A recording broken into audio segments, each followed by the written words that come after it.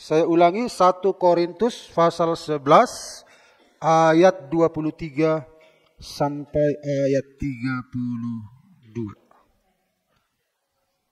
Saya baca ayat yang 23, selanjutnya Bapak Ibu baca ayat genap, dan sampai berakhir kita akan baca secara responsorial. Sebab apa yang telah kuteruskan kepadamu, telah aku terima dari Tuhan, yaitu bahwa Tuhan Yesus pada malam waktu ia diserahkan mengambil roti.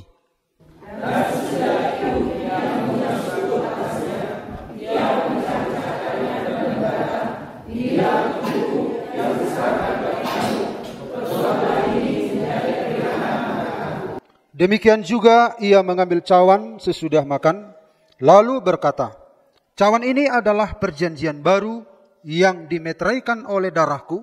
Berbuatlah ini setiap kali kamu meminumnya menjadi peringatan akan aku. Sebab setiap kali kamu makan roti ini dan minum cawan ini, kamu memberitakan kematian Tuhan sampai Dia datang. Jadi barang siapa dengan cara yang tidak layak makan roti atau minum cawan Tuhan, ia berdosa terhadap tubuh dan darah Tuhan. Karena itu, hendaklah tiap-tiap orang menguji dirinya sendiri, dan harus sesudah itu ia makan roti dan minum dari cawan itu. Karena barang siapa makan dan minum tanpa mengakui tubuh Tuhan, ia mendatangkan hukuman atas dirinya. Sebab itu banyak di antara kamu yang makan bersaksi, dan tidak sedikit yang meninggal. Kalau kita menguji diri kita sendiri, hukuman tidak menimpa kita. Sama-sama 2-3 ya. Tetapi kalau kita menerima hukuman dari Tuhan, kita dididik supaya kita tidak akan dihukum bersama-sama dengan dunia. Haleluya. Haleluya. Puji Tuhan. Nah, Bapak Ibu, kita akan melihat saudara-saudara tentang perjamuan kudus. Kita akan terus sampai Tuhan datang melakukan perjamuan kudus, namun alangkah baiknya kita pahami dulu apa yang akan kita lakukan ini. Saudara-saudara, Rasul Paulus menulis surat ini kepada jemaat Korintus. Jadi saudara-saudara, ada masalah di jemaat Korintus. Nah, kita lihat dulu Korintus itu ada di mana? Nah, Korintus itu Bapak Ibu ada di Eropa ya. Ini Yerusalem, ini Mesir, ini bahasa Portugis ini Bapak Ibu ya. Yerusalem, Tarsis, Asia Minor ya. Ini ada 7 jemaat Laodikia. Dari sini mulai Efesus, Smyrna, Pergamus, Tiatira, Sardis, Philadelphia, Laodikia. Ini Pulau Patmos. Nah, inilah Korintus. Korintus ini terletak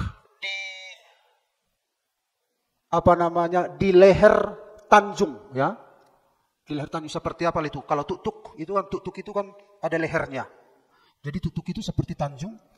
Jadi Korintus itu ada di daerah yang sempit, lintasan.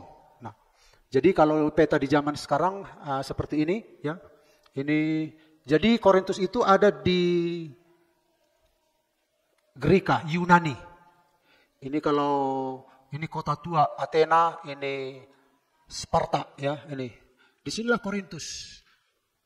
Di leher dari Tanjung ya.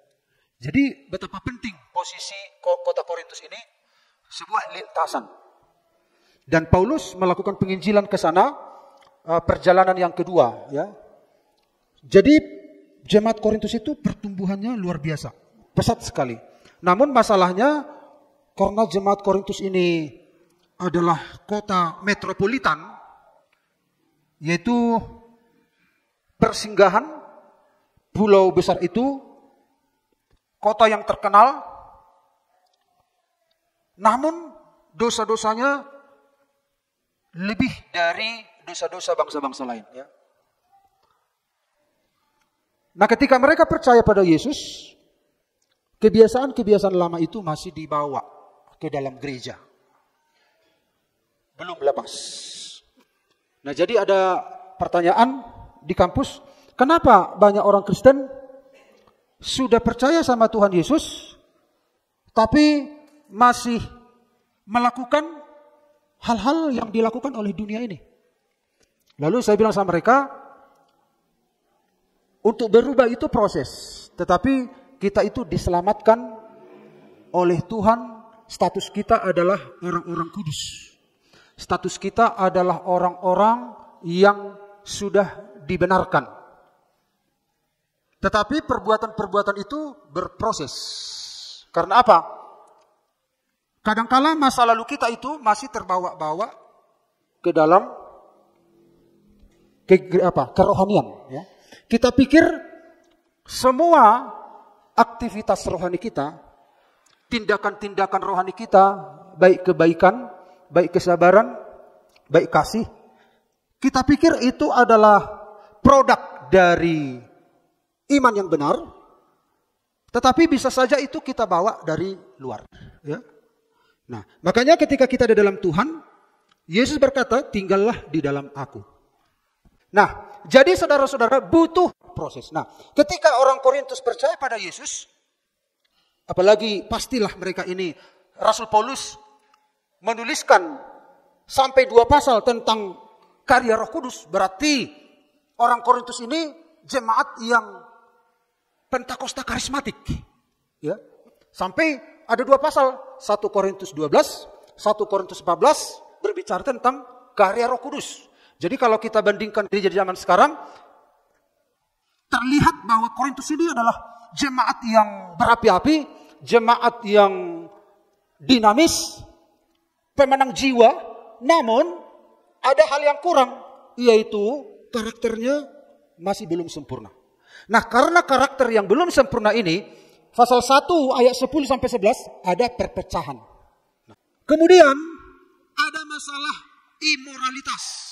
Pasal 5 ayat 1 sampai 13. Masalah moral. Jadi makanya ketika karya Roh Kudus bekerja di sebuah gereja yang dinamis ini, yang bergerak ini, maka karakter lama itu seringkali diangkat oleh iblis. Masalah imoralitas seksual. Kemudian bukan hanya itu, pasal 6 ayat 1 sampai 11 ada perselisihan antar anggota. Jadi orang Kristen itu, jemaat Kristus itu bukannya jemaat Kristus yang sudah sempurna ketika dipanggil, tapi sedang disempurnakan. Dan Paulus mengatakan jemaat Allah yang kudus. Kudus artinya dipisahkan dari dunia ini, walaupun dipisahkan bukan berarti sudah sempurna, tetapi diperbaiki. Dan kita lihat pasal 8 sampai 10 ada penyalahgunaan kebebasan Kristen. Dan pasal 11 ayat 14 ketidaktertiban dalam ibadah.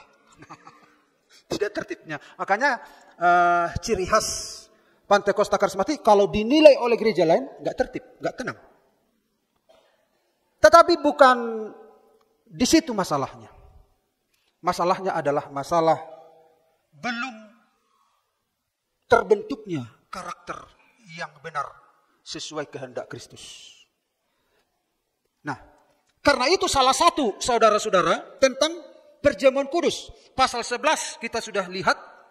Ketika mereka mengadakan perjamuan kudus, ada perbedaan antara orang kaya dan orang miskin.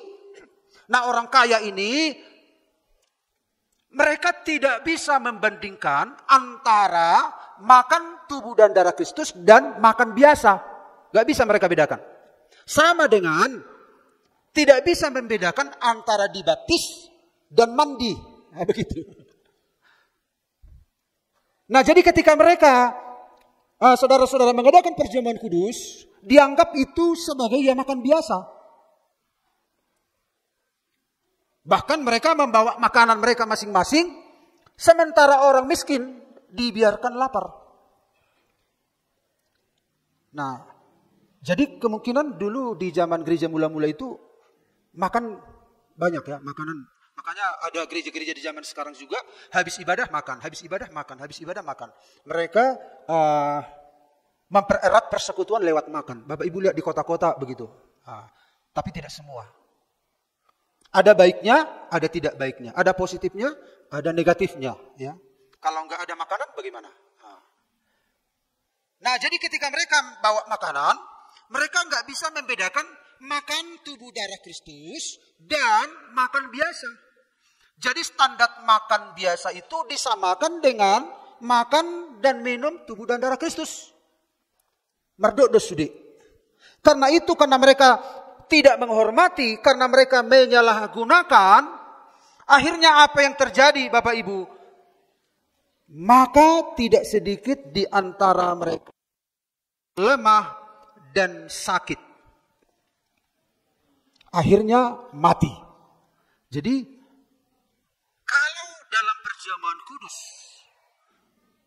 tidak kita hormati, Jemaat Korintus menjadi sebuah contoh bagi kita. Ternyata Jemaat Korintus yang menganggap perjamuan kudus ini sesuatu yang sebagai yang umum, biasa, formalitas saja, itu bisa membuat lemah, sakit, dan mati. Padahal perjamuan kudus itu membuat orang kuat, berapi-api, berdamai dengan Tuhan, damai sejahtera. Kok jadi lemah, sakit, mati? Itu tadi yang sudah kita baca. Nah, karena itu pada hari ini saudara-saudara, berangkat dari pengalaman Jemaat Korintus ini, Rasul Paulus memberikan surat ini kepada Jemaat Korintus, juga kepada kita, apa sebenarnya makna perjamuan kudus itu. Apalagi kita kan mau Paskah. Jadi setiap Paskah kita akan adakan perjamuan kudus. Setiap minggu pertama, tiap bulan kita adakan perjamuan kudus. Apa esensinya? Apa maknanya? Perjamuan kudus itu. Sehingga kita setiap sekali sebulan kita terima, lalu kita nggak ngerti maknanya, nanti kita malah tidak mendatangkan kebaikan. Jangan sampai malah saudara-saudara lemah, jangan sampai malah sakit, jangan sampai malah mati. Bukan mati karena setia ikut Tuhan, tapi karena hukuman. Nah ini jadi mereka itu lemah, sakit, mati karena hukuman, bukan karena penderitaan sebagai seorang Kristen, enggak. Kita mau menerima berkat-berkat penuh dari perjamuan kudus ini. Amin Bapak Ibu. Saudara siap? Amin, puji Tuhan. Nah, yang pertama kita lihat Bapak Ibu, sebab apa yang telah kuteruskan kepadamu, kata Rasul Paulus, telah aku terima dari Tuhan. Yaitu bahwa Tuhan Yesus pada malam waktu ia diserahkan mengambil roti. Dan sesudah itu ia mengucap syukur atasnya, ia memecah-mecahkannya dan berkata, inilah tubuhku yang diserahkan bagi kamu, perbuatlah ini menjadi peringatan akan aku. Demikian juga ia mengambil cawan sesudah makan, lalu berkata, cawan ini adalah perjanjian baru yang dimeteraikan oleh darahku. Perbuatlah ini setiap kali kamu meminumnya menjadi peringatan akan aku.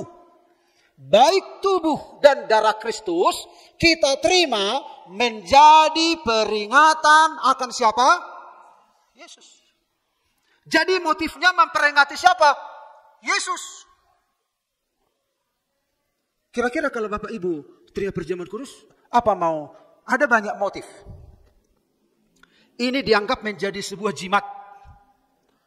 Ayo perjamuan kudus supaya apa? Supaya sembuh, supaya terjadi mujizat, supaya Tuhan tolong rumah tangga kita. Enggak. Memperingati akan aku, bukan memperingati apa masalahmu. Perhatikan objeknya ini. Memperingati akan aku.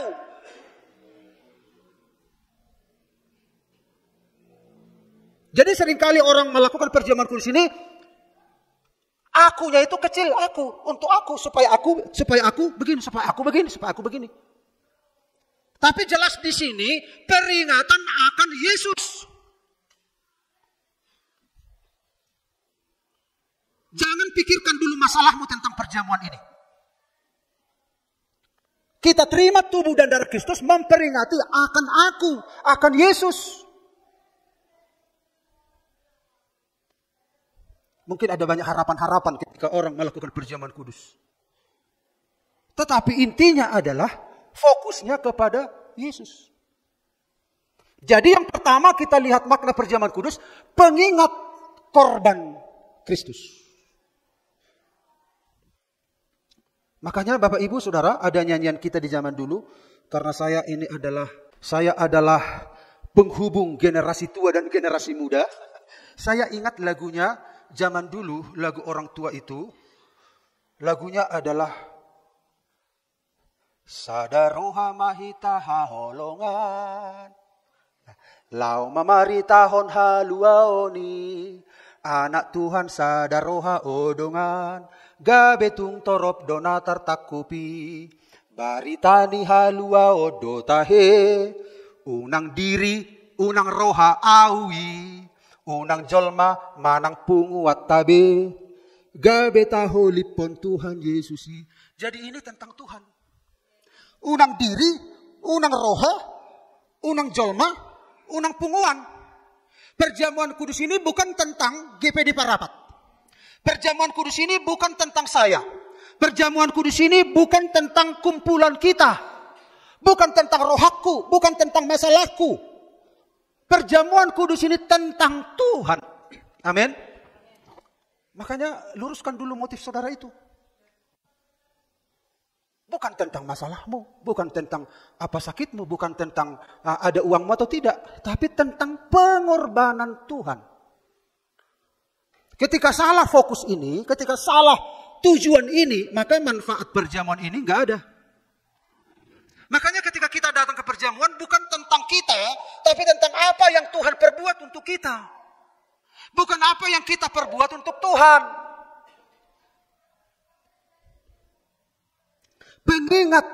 Peringatan. Nah, kata peringatan ini dalam bahasa Yunani disebut anamnesis. Anamnesis, ana artinya kembali lagi. Kemudian mnesis, ingatan, memori. Artinya anamnesis artinya adalah mengingat kembali atau membangkitkan kembali memori tentang korban Kristus. Jadi selama kita berjalan dalam mengikut Tuhan, kenapa kita sering diminta untuk melakukan perjamuan kudus sebanyak mungkin? Karena seringkali memori tentang apa yang kita dilakukan Tuhan pada kita lupa. Lupa karena apa? Masalah kita. Lupa apa? Karena berkat yang kita terima. Lupa apa? Karena kenikmatan dunia ini. Karena inilah inti hidup kita. Inti keselamatan itu.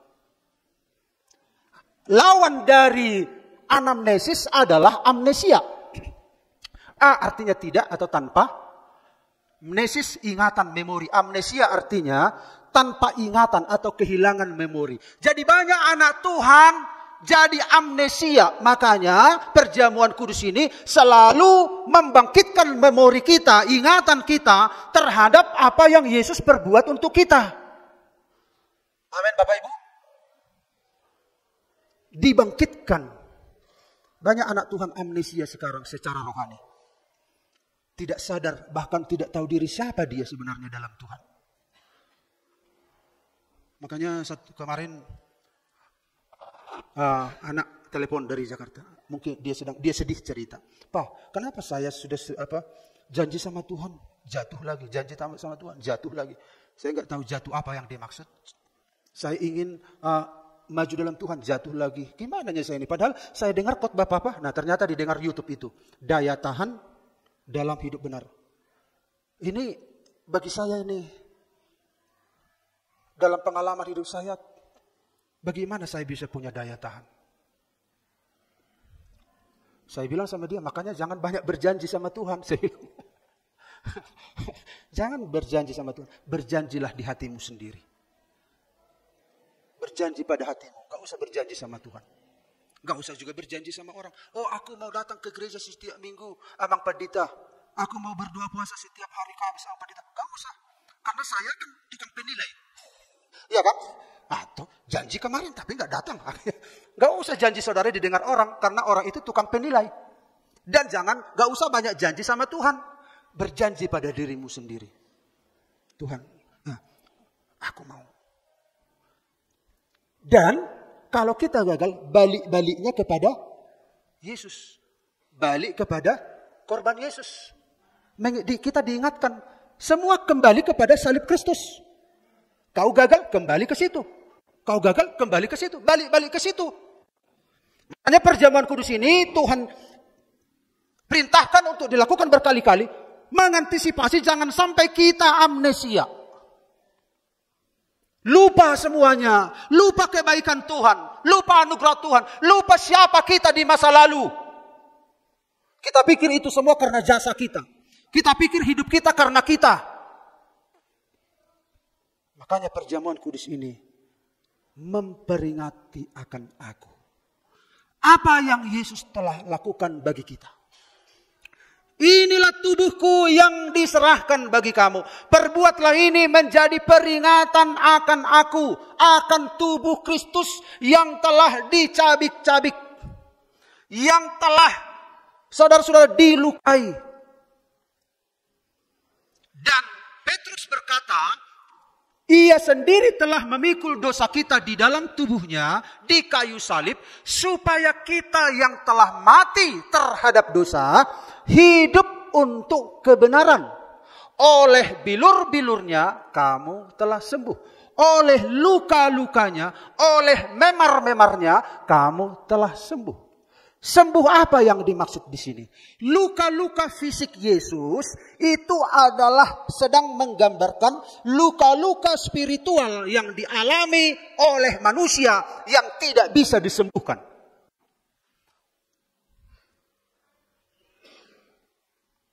Luka rohani itu tidak ada yang tahu. Luka fisik ada yang tahu. Karena bisa dilihat. Luka rohani tidak ada yang tahu. Luka manusia batiniah tidak ada yang tahu. Tapi kalau manusia batiniah terluka karena dosa, hancur, tidak ada obatnya. Maka penderitaan fisik Yesus sedang mengilustrasikan, menunjukkan tentang keadaan manusia rohani kita. Dipertontonkan lewat penderitaan fisik Yesus Kristus. Bukan berarti kita nggak boleh, Tuhan, kau pasti menyembuhkan. Buktinya engkau telah, oleh bilur-bilurmu, aku telah sembuh. Tapi manusia kecenderungannya kepada kesembuhan fisik. Padahal kesembuhan fisik bisa terjadi tanpa Yesus datang berinkarnasi. Tanpa inkarnasi, tanpa Yesus menjadi manusia, kesembuhan bisa berlangsung. Untuk apa Yesus menderita secara fisik? Dia sedang menunjukkan begitulah manusia spiritual yang terluka, yang tercabik-cabik, tidak ada yang penyembuh yang bisa menyembuhkan. Makanya Petrus berkata, Bapak Ibu lihat konteksnya. Ia sendiri telah memikul dosa kita dalam tubuhnya di kayu salib. Supaya kita yang telah mati terhadap dosa, hidup untuk kebenaran. Oleh bilur-bilurnya kamu telah sembuh. Jadi sembuh di sini adalah sembuh dari akibat dosa ini. Pemulihan secara rohani. Dan diperagakan secara fisik. Jadi kalau pemahaman ini benar pada kita, betapa hebatnya luka-luka spiritual itu yang dialami oleh Adam dan turun sama kita, tidak ada penyembuh. Makanya Yesus berkata, Allah berkata dalam Alkitab Perjanjian Lama, Yehova Rafa, akulah yang menyembuhkan engkau. Menyembuhkan akibat dosa-dosa spiritual kita, yaitu kematian rohani, terpisah dari Tuhan. Pemulihan rohani kita yang dimaksud oleh Tuhan dengan tercabik-cabiknya tubuh Kristus. Saudara-saudara, saudara harus melihat lebih jauh, lebih dalam apa yang Yesus perbuat untuk kita.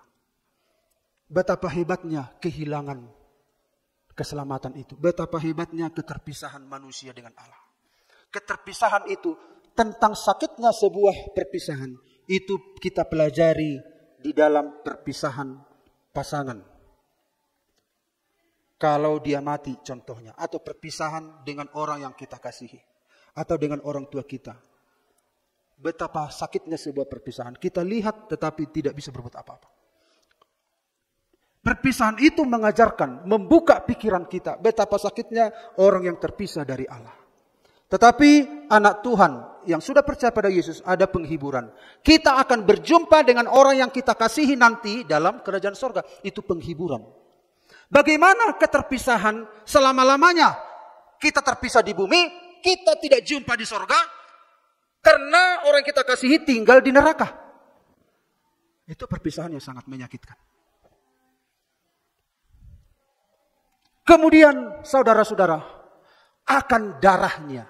Kamu telah ditebus dari cara hidupmu yang sia-sia dengan darah yang mahal, yaitu darah Kristus. Itulah darah perjanjian.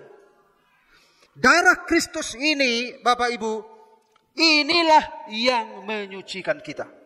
Darah Kristus ini, inilah yang mendamaikan kita, yang membasuh kita, yang memulihkan hubungan kita dengan Bapa. Lewat tubuh dan darah Kristus. Jadi ketika diminta, lakukanlah ini, inilah tubuhku, menjadi peringatan akan aku. Tuhan sedang mengingatkan kepada kita, tubuh yang kau makan ini adalah tubuh anak Allah yang menjadi manusia. Untuk apa anak Allah menjadi manusia? Untuk apa tubuhnya kita makan?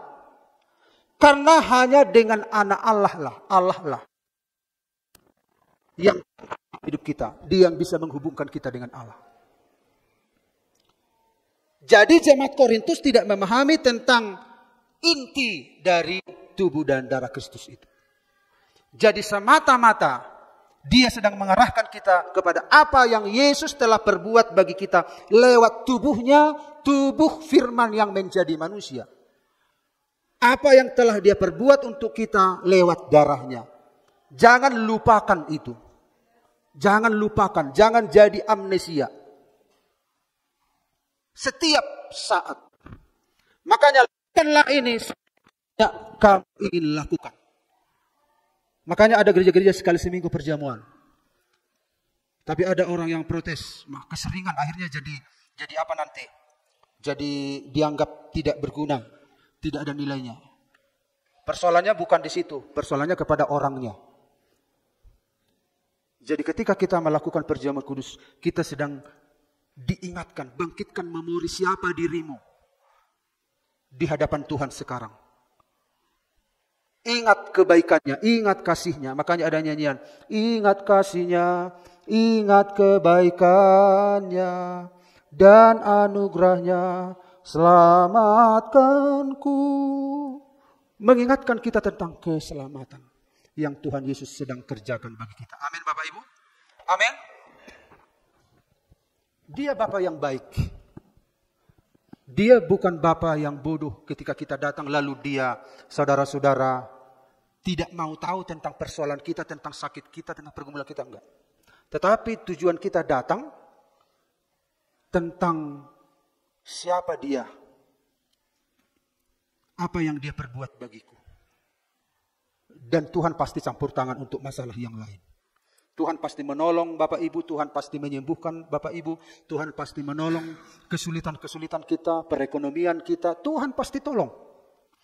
Tapi carilah dahulu kerajaan Allah dan kebenarannya. Kerajaan Allah dan kebenarannya inilah kerajaan Allah dan kebenarannya. Cari itu dulu. Tuhan pasti tolong yang lain. Amin. Amin. Lalu yang berikut kita lihat. Jadi makna perjamuan kudus atau inti perjamuan kudus itu pengingat korban Kristus. Bukan tentang diri kita. Bukan tentang gereja kita. Bukan tentang pemberita firman. Tetapi mengingatkan tentang korban Kristus. Lalu yang kedua kita lihat. Sebab setiap kali kamu makan roti ini dan meminum cawan ini, kamu memberitakan kematian Tuhan sampai ia datang. Kalau kita makan roti dan minum darah Yesus Kristus lewat perjamuan, dikatakan di sini, kamu memberitakan kematian Tuhan sampai ia datang. Kata kamu memberitakan itu sedang, ya. Kamu sedang mewartakan. Kamu sedang ada dalam posisi memberitakan Tuhan. Artinya adalah jadi perjamuan kudus itu pewartaan Injil secara kolektif. Kamu di sini jamak. kita kan melakukan secara kolektif. Kita sedang mewartakan Injil keselamatan secara kolektif bersama-sama.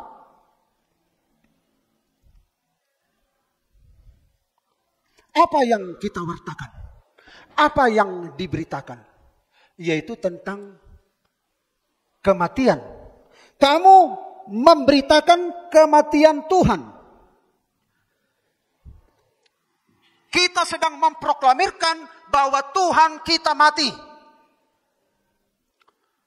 Lewat tindakan kita menerima tubuh dan darah Kristus.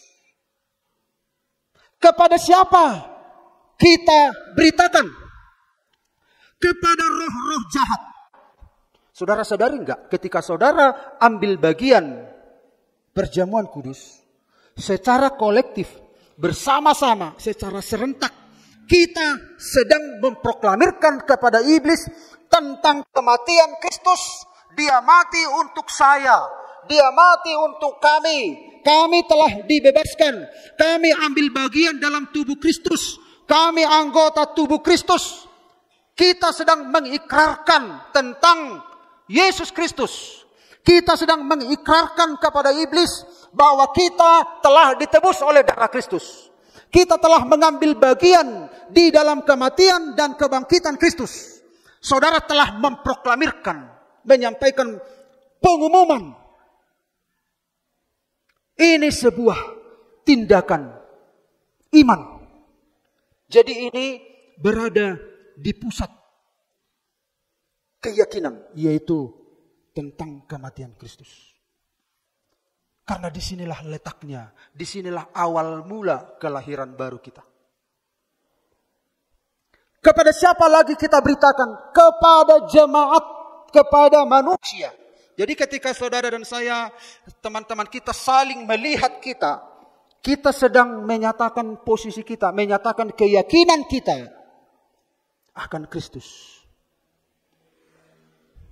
Bahwa kita ini ada dalam satu tubuh. Kepada siapa lagi kita beritakan? Kepada dunia.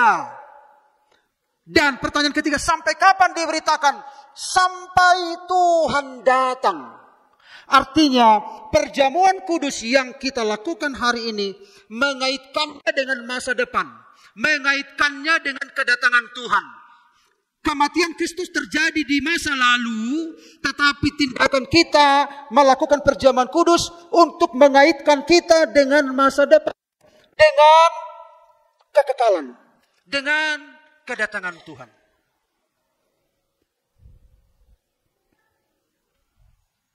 Kita sedang ambil bagian di dalam pewartaan Injil. Ini sebuah ikrar bagi kita. Ini sebuah proklamasi bagi kita. Ini sebuah peperangan rohani. Ya, ketika saudara lakukan perjamuan ini, peperangan rohani di alam roh ini. Haleluya. Ini peperangan rohani ketika saudara terima tubuh dan darah Kristus. Saudara sedang mengikrarkan kepada dunia, kepada kuasa kegelapan. Siapa yang memiliki hidup saudara sekarang?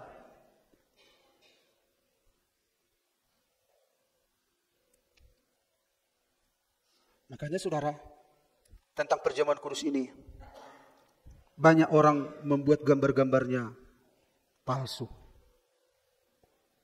Mengejek, menyalahartikan.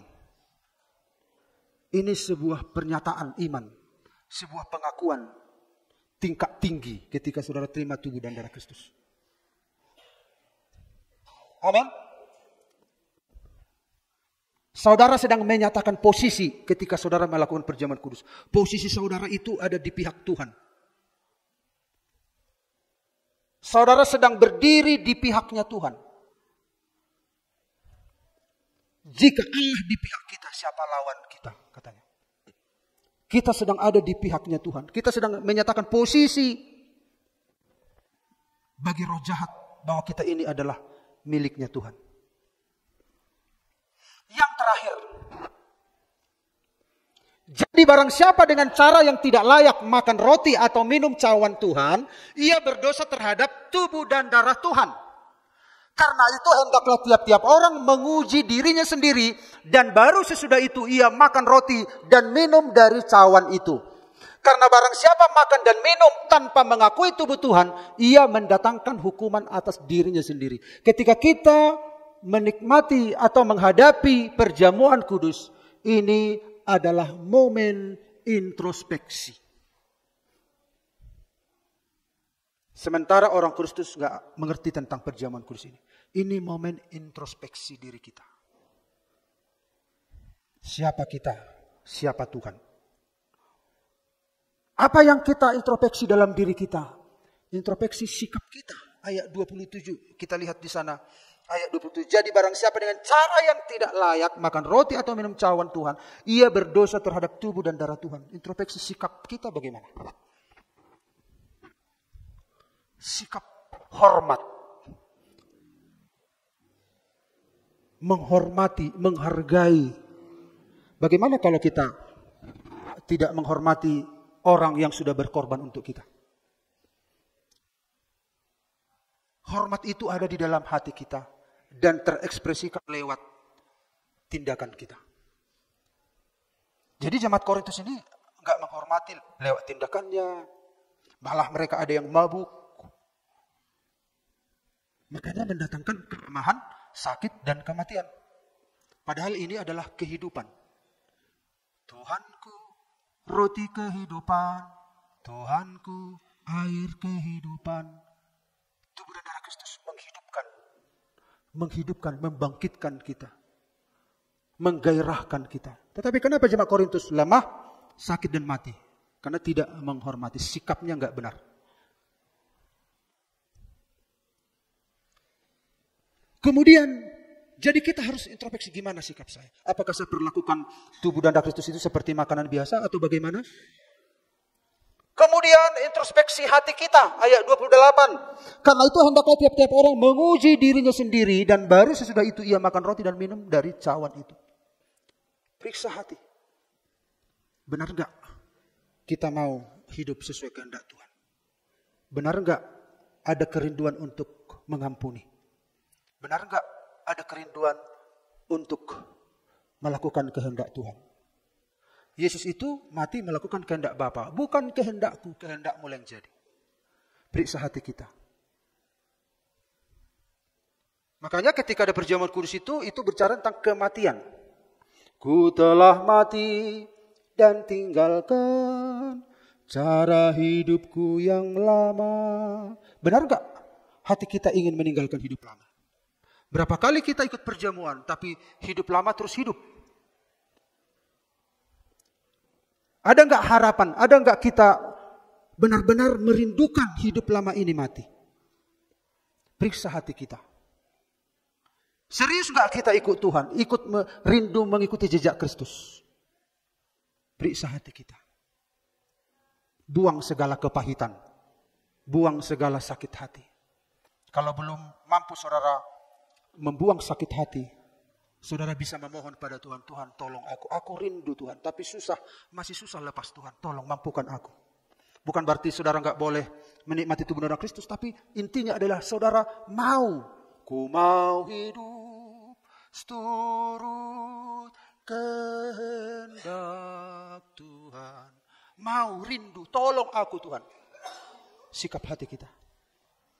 Kemudian introspeksi pengertian kita, ayat 29. Siapa makan dan minum tanpa mengakui tubuh Tuhan, ia mendatangkan hukuman atas dirinya. Kita harus mengakui ini adalah tubuh dan darah Kristus. Roti dan anggur adalah sebagai simbol, tetapi di balik simbol ini adalah simbol dari tubuh dan darah Kristus. Karena Yesus Kristus sudah ada di sorga, tidak mungkin kita makan tubuh dan darahnya secara literal, secara nyata. Tapi simbol ini bukan berarti simbol ini hanya sekedar simbol. Ada pesan rohani, ada kuasa di balik simbol itu. Dia tetap roti, dia tetap anggur. Tetapi Yesus berkata, inilah tubuhku. Dia tidak katakan, inilah simbol tubuhku. Tidak. Inilah tubuhku. Dia mengatakan inilah darahku. Dia tidak katakan inilah simbol darahku. Enggak. Jadi artinya terima dengan iman. Terima dengan iman. Saudara harus mengakui bahwa roti dan anggur ini adalah tubuh dan darah Kristus. Dan kita akan mengalami saudara-saudara terobosan di dalam roh kita ketika kita menikmati tubuh dan darah Kristus. Amin. Kesimpulannya adalah perjamuan kudus adalah tindakan iman yang mengingat pengorbanan Kristus, memberitakan Injil secara kolektif, dan mengarahkan jemaat pada introspeksi dan pertobatan. Jadi perjamuan kudus ini menggiring kita kepada sebuah pertobatan. Makanya fokusnya harus pada Yesus, bukan pada masalah kita. Kalau pada masalah kita, berarti kita mengabaikan nanti apa yang Tuhan minta dari perjamuan kudus, yaitu pertobatan, perubahan hidup. Perubahan hidup yang Tuhan inginkan manakala kita berulang-ulang melakukan perjamuan kudus ini. Makanya selalu kita diingatkan, menjadi pengingat, membangkitkan memori, mengingatkan kita kembali. Jadi seolah-olah ketika kita ingat perjamuan kudus, hey, kenapa kau tidak berubah? Hey, kenapa kau tidak berubah? Hey, kenapa kau tidak berubah? Karena mengingatkan terus. Karena yang Tuhan ingin bangkitkan memori kita tentang Tuhan, apa yang Dia lakukan di kayu salib untuk kita. Inilah renungan bagi kita. Amin Bapak Ibu. Amin. Haleluya. Pelayan pemain musik silakan datang ke depan, kita nyanyikan nyanyian